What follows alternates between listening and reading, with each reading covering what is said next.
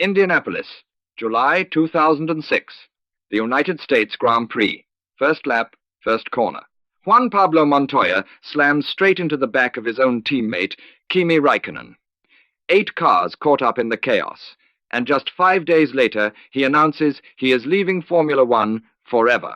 This is a driver with 7 Grand Prix wins, 13 pole positions, a man who once came within 3 points of the World Championship.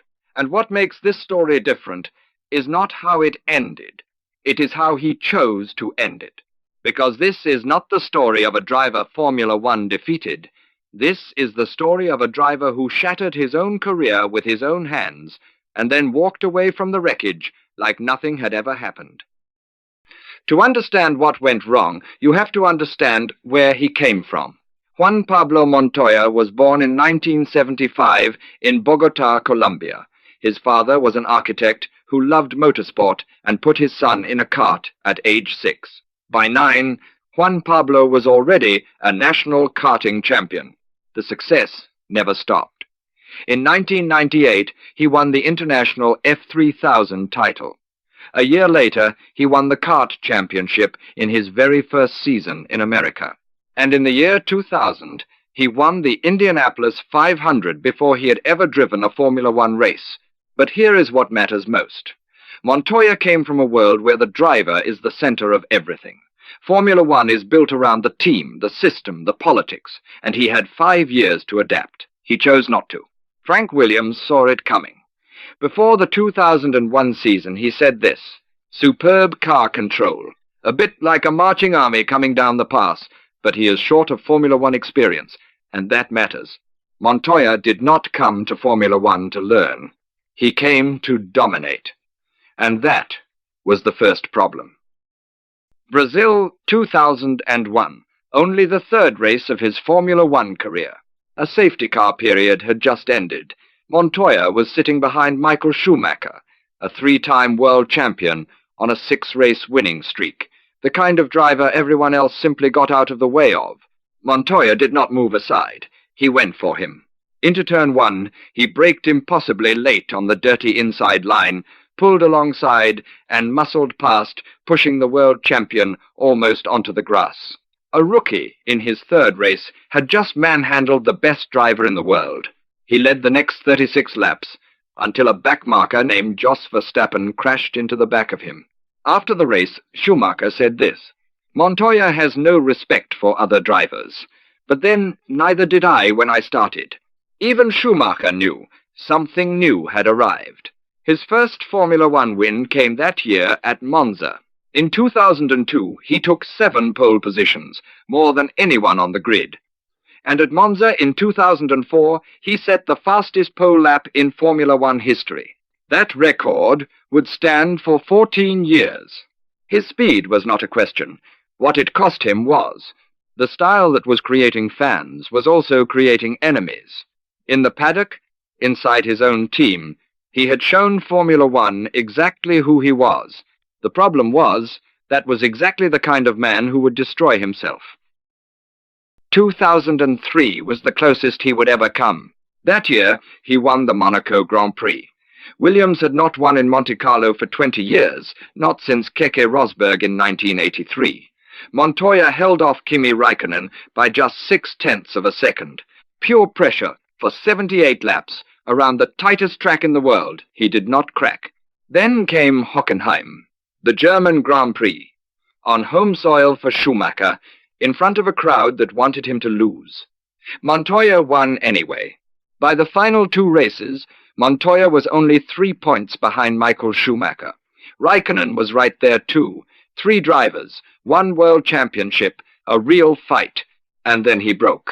At the French Grand Prix, Ralf Schumacher beat him to the win. Montoya believed the team had deliberately favored Ralf with the pit stop strategy. On the radio, live, he unloaded on his own engineers.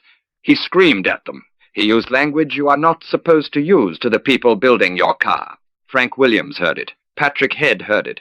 The men who had brought him to Formula One started to lose faith. The championship ended at the United States Grand Prix, when he crashed into Rubens Barrichello. He finished the season 3rd. Good numbers, on paper. But this was the only real title chance he would ever get. and he had thrown it away with his own temper. Here is the truth about champions. When the pressure goes up, they control their emotions. Montoya did the opposite. Years later, on the Beyond the Grid podcast, he said it himself. My approach to racing.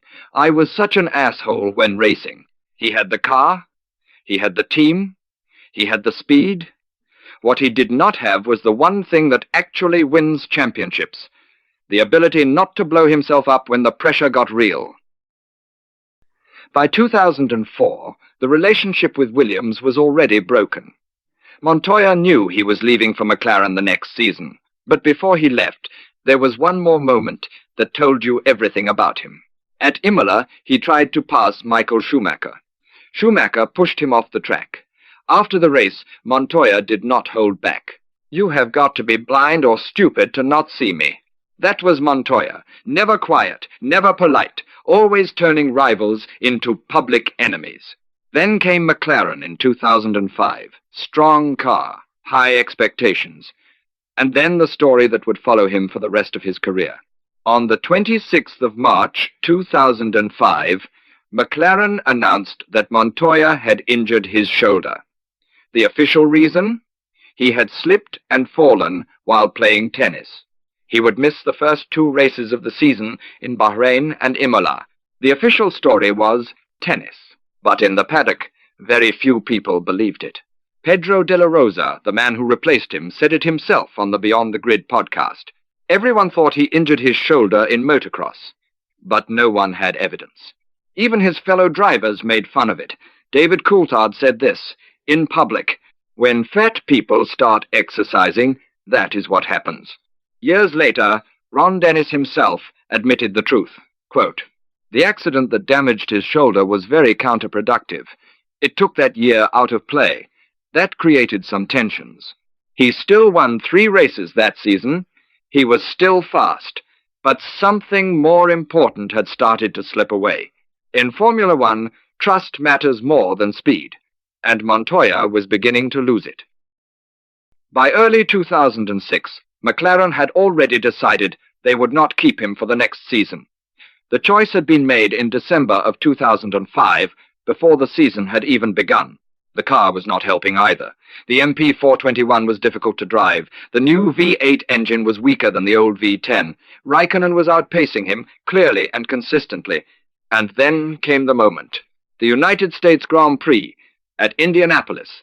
Lap 1, first corner. Montoya drove straight into the back of his own teammate, Kimi Raikkonen. 8 cars were caught in the wreckage. 4 days later, on the 9th of July, something nobody expected happened. Montoya walked into Chicagoland Speedway, a NASCAR track, and announced he was racing stock cars the following year for Chip Ganassi. McLaren had not been consulted. He had made the decision, and told the world, without telling his own team first. McLaren responded 2 days later. The press release was polite. The meaning was not. Team McLaren Mercedes and Juan Pablo Montoya have mutually agreed for him to step down in the forthcoming races of this year's Formula One World Championship. Montoya never raced a Formula One car again. It was not the crash that ended his career. It was a decision made without enough thought. And years later, Montoya would describe his own approach in one sentence. I don't think about things. I make a decision and get on with it. Montoya did not disappear after Formula One. Far from it.